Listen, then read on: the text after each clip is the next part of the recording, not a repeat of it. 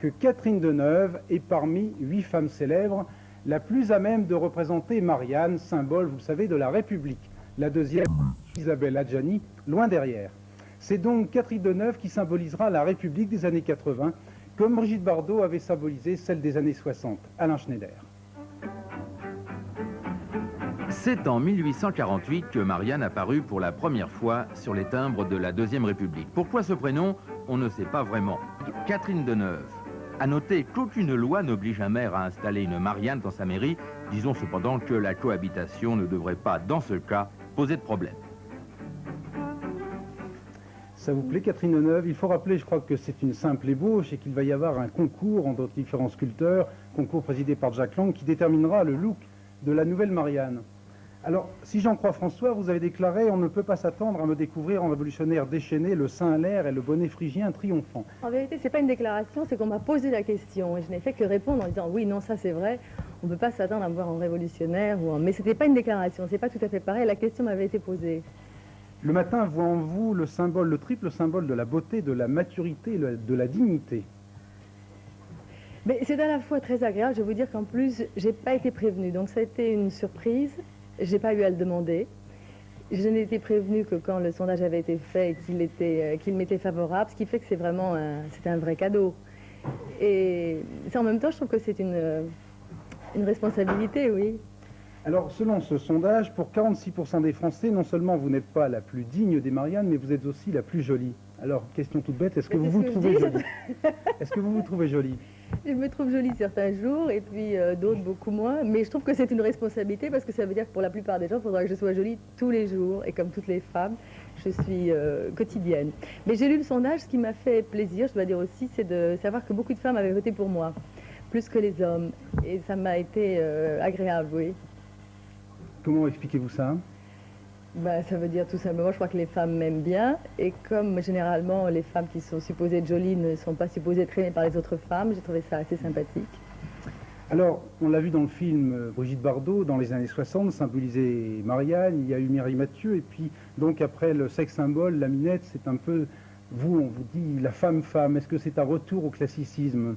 Qu'est-ce que ça vous évoque, ces changements successifs? Que moi, j'ai jamais eu l'impression de changer ou de faire d'efforts pour être quelqu'un d'autre, que je suis comme ça, que je pense que j'ai été choisie parce que j'étais comme j'étais. Personnellement, je me vois plutôt assez classique, mais pas si classique que ça, parce que je crois que si j'étais si classique que ça, j'aurais pas été choisie non plus. Donc je crois que c'est aujourd'hui une image, disons, assez traditionnellement française, ce qui peut être vue d'une façon un petit peu pesante et qui pour moi est sympathique parce que c'est vrai que je me sens très française, surtout à l'étranger. Je vois bien à la façon dont les gens me parlent ou me posent des questions que c'est vrai que j'ai une image très française.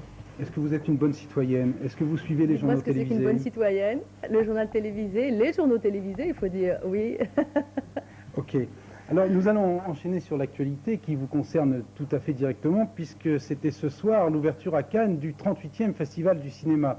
12 jours de fête à la gloire du 7e art, mais aussi du palabre commerciaux, car vous le savez, le Festival de Cannes, c'est aussi un gigantesque marché du film. En compétition officielle, 20 films qui seront départagés par un jury présidé par Miloš Forman. L'ouverture officielle a eu lieu il y a quelques instants, et je vous propose de retrouver sur place l'un de nos envoyés spéciaux, Alain Beverini. Alain? Pour la 38e fois, les marches du palais sont foulées par une pluie d'étoiles. Philippe Noiret, que vous voyez, le ripou est aussi ponctuel. Il précède Léa Massari, qui sera ce soir l'ambassadeur de l'Italie pour ce festival.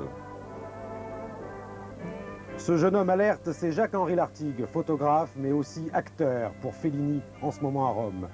Vous reconnaissez Fernand Doré, l'acteur fétiche de Louise Buñuel. Il va arriver juste devant Richard Anconina, qui depuis Ciao Pantin n'arrête pas de monter les marches du succès.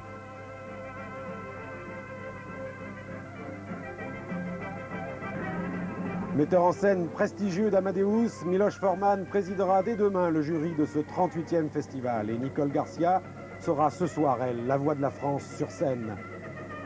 Elle précède Indiana Jones lui-même, Harrison Ford, vedette ce soir de Witness, qui précède à son tour la vedette incontestée du cinéma américain, l'acteur le plus célèbre et le mieux payé, monsieur Clint Eastwood lui-même, qui sera le premier des 10 acteurs à ouvrir sur la scène du Palais du Festival ce 38e Festival du cinéma.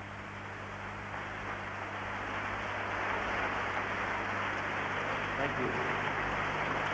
Fred Eastwood and the 38th International Film Festival is open. Pour la France, c'est Philippe Noiret. Je m'appelle Philippe Noiret et je déclare ouvert le 38e Festival international du film. Voilà, alors Catherine Deneuve, vous regardez ces images ici tranquillement. L'an dernier, vous étiez au cœur de la mêlée pour Force Hagan.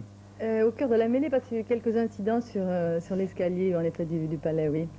Alors, j'ai regardé un peu les archives. Vous avez eu en 64 la Palme d'Or pour les Parapluies de Cherbourg, enfin toute l'équipe du film. Nous avons eu, oui. Voilà, vous avez eu un César pour votre interprétation dans Le Dernier Métro, mais sauf erreur de ma part, vous n'avez jamais eu de prix d'interprétation féminine à Cannes.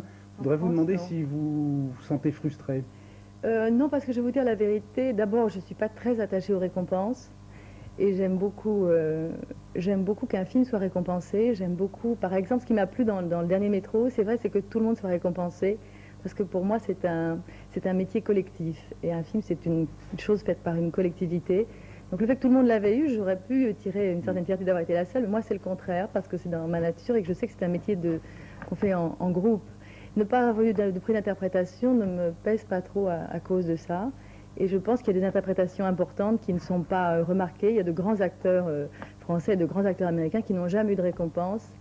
Mais je pense que des fois, les interprétations sont tellement moulées dans le film qu'elles ne se distinguent pas. Et je crois que c'est pas mal non plus que même de grands acteurs, comme il y en a eu aux États-Unis, aient fait des choses importantes qui ne se soient pas distinguées. Je pense qu'il y a des choses qui ne doivent pas être forcément remarquées dans un film, dont l'interprétation. Mais à choisir, pour quel film auriez-vous aimé avoir cette distinction dans tous ceux que vous avez tournés? Écoutez, puisque j'en ai une pour le Dernier Métro, disons que j'aurais bien aimé peut-être pour un film que j'aime beaucoup, un film d'André Fichinet qui s'appelle toujours, d'ailleurs parce qu'un film existe toujours, Hôtel des Amériques. Vous avez vu le film de Godard avec Johnny Hallyday? Mais comment? Je ne vais pas tellement en projection privée parce que moi j'adore aller voir les films en salle avec le public. Mais je vais le voir dès que le film va sortir. Voilà. Votre dernier film, c'est Paroles et musique. Oui. Est-ce que vous en tournez un autre actuellement? Non, pas pour l'instant. Repos? Parce qu'on ne Pas vous vraiment. propose pas de choses intéressantes ou parce que vous souhaitez vous-même prendre un peu de recul? Non, parce que le recul, franchement, non. C'est parce que j'avais des projets, dont un notamment avec Téchiné qui ne s'est pas monté, qui va peut-être se monter dans le courant de l'année. Et puis sinon, oui, j'ai fait d'autres choses et j'ai préféré attendre. De toute façon, je pense que plus on est connu, moins il faut tourner. Donc un film par an, je crois que c'est bien, si on peut. Dernière question un peu traditionnelle, quel est votre pronostic pour Cannes ou quel est le film que vous aimeriez voir gagner? Écoutez, je ne sais pas, mais je peux vous dire en tous les cas que j'ai vu le film. J'étais à New York la semaine dernière qui ouvre le festival Witness, le film avec Harrison Ford, qui est un film superbe. Qui passe ce soir. Mais il est hors compétition, donc c'est pas vraiment un bon choix. Vous vous intéressez au football? Non, pas vraiment. Bien. Mais mon fils, beaucoup. Ben, je vais tout de même vous signaler que les supporters niçois étaient massés par milliers hier soir à l'aéroport de Nice-Côte d'Azur afin de réserver un accueil délirant à leurs 11 héros qui ont redonné à l'OGC Nice sa place en première division après 3 longues années de purgatoire en battant hier